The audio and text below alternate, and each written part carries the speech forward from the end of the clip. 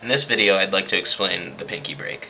And essentially what the pinky break does is it allows you to hold a position within the deck so that you can access it later to control a card or something else. So what the pinky break is a division in the deck, generally near the back, that the pinky creates.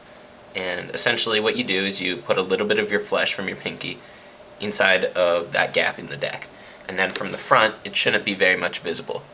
So there are a few ways to get a pinky break, and originally when you practice you might have to insert your entire pinky in to get a feel of what that's like, but later with practice you can just make it so that more of your pinky's showing on the outside. And first I'll just discuss the most common way to get a pinky break, which is you have a division in the deck, maybe a spectator chose a card or something, they memorized it, they replaced it, now you're putting the deck on top. And as you do that, you pull your pinky in a little bit, catch that card, and then you just get that break right where they put their card. So that's one way to get a pinky break. Another way to get a pinky break would be maybe you need a break under the top card.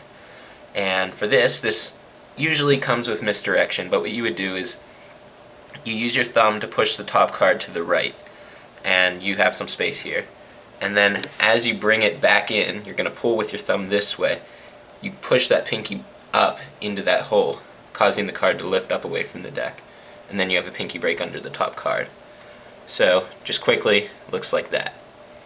Now, if you just do that in front of the audience, they may or may not call you out on it, but generally the misdirection is what that is for, is so that they don't see it. You can also kind of turn your hand down and then do it, and it's a little bit more hidden, which works as well. And that's just one way to get a pinky break under the top card. You can also do like a pinky count and just kind of pull down that bottom card and then hold it there, count maybe 2 cards. It's less common for sure, but it's certainly helpful. Another way you can get a pinky break is maybe you have a deck split up and you want to get a break below this card, for example. So this is the 3 of spades. What you do is, as you bring the upper half of the deck in, you just in-jog that card there, just like that. So what an in-jog is, just quickly, is as you come down, you make contact with your non-deckhand thumb on that card on the deckhand, and then you pull it backwards as if you were just placing it on top. So from the front, they see this, but from the back, now I have an in-jog.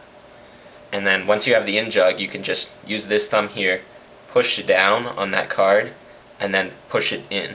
And then what that will do is give you a thumb break on the back, and then you can just insert your pinky into that hole, and now you have a pinky break. So from the front, that might look like something like this. And then you're good to go. You have your break. Another way to get a pinky break might be, let me think, say you have a card here, and you have a fan over here, then you close the deck.